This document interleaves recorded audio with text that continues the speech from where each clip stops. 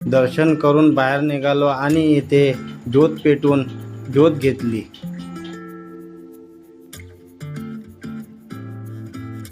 मग घेतलं बा शंभूले मी कडेवर फोटो काढण्यासाठी. फोटो काढायला शंभूला आला माझा राग आणि दिल्या बा त्यानं 2-4 रयपटात माझ्या गालपटात. शेगावमध्ये जर तुम्ही फॅमिली घेऊन याल तर इथे हॉटेल, लॉज आणि भक्त निवासमध्ये पण तुम्हाला सहजपणे रूम मिळून जाईल.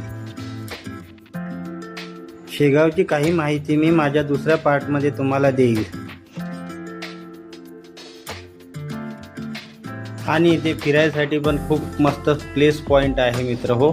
इथून तुम्ही नागजिरी पण जाऊ शकता आणि आनंद सागर पण जाऊ शकता.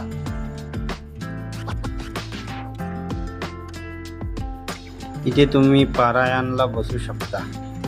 पारायणमध्ये अतिशय शांतता राखावं लागते. शेगावमध्ये लाखोच्या संख्येत भक्त प्रसाद घेऊन जातात. येथे बिना लसण कांद्याचे अतिशय चांगले प्रसाद तुम्हाला मिळते. महाप्रसादाची वेळ सकाळी 10 ते सायंकाळी 5 वाजेपर्यंत आहे. अशीच नवीन माहितीसाठी मला फॉलो करा आणि माझं चॅनल सबस्क्राईब करायला विसरू